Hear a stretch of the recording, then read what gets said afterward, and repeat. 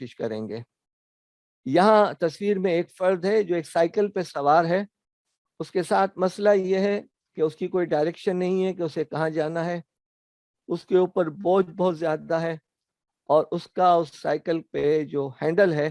وہ دو طرف نہیں ہے، صرف سیدھے ہاتھ کی طرف ہے، اور وہ کنٹرول نہیں ہو سک رہی۔ معذرت کے ساتھ جو بھی ہمارے معاشرے کے اندر مینیجرز ہیں یا لیڈرز جن کو کہا جاتا ہے، یا جو قائدین کہتے ہیں، یا ہماری اصطلاح میں جو امیر کہتے ہیں،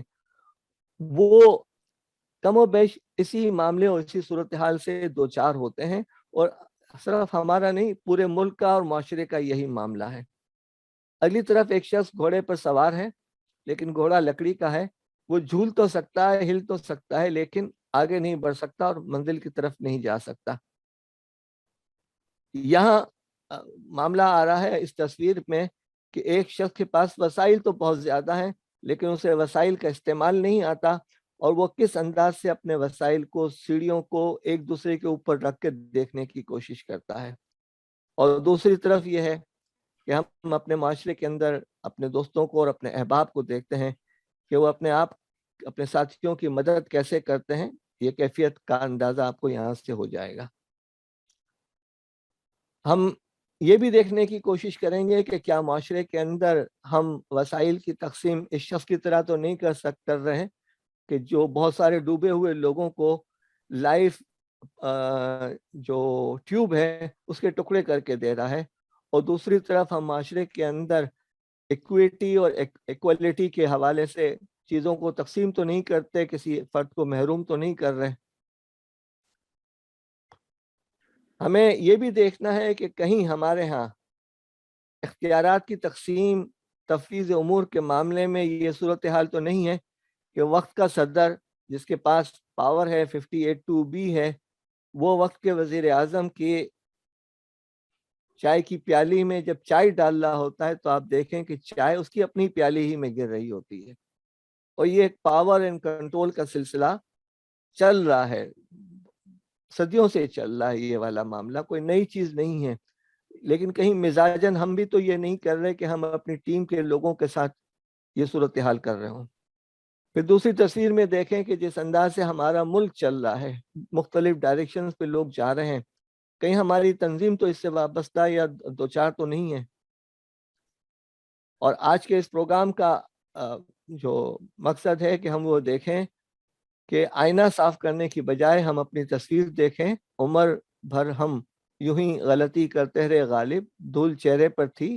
ہم آئینہ صاف کرتے رہے۔ تو یہ صورتحال تو نہیں ہے۔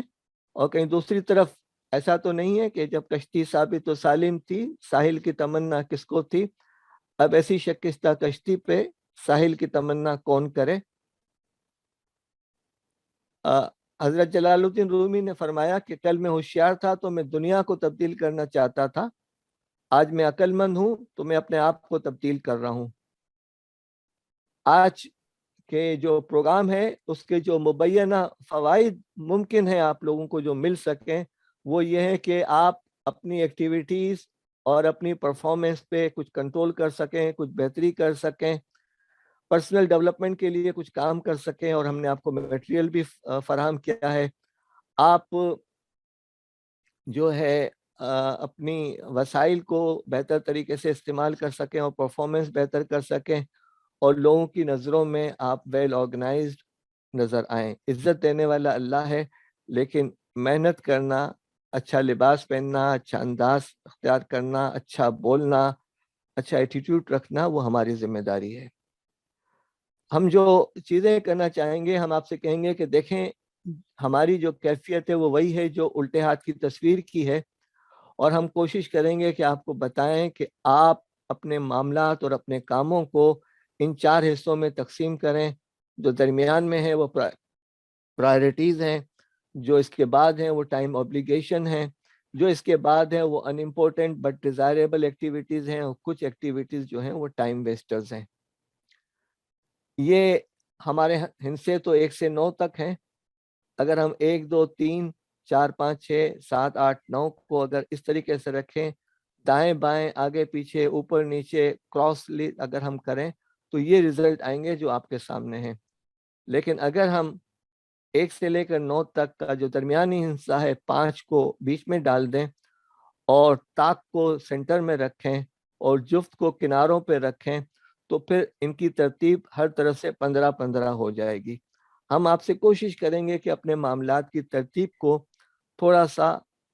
ایسا آرگنائز کرنے کی کوشش کریں کہ آپ کا ایک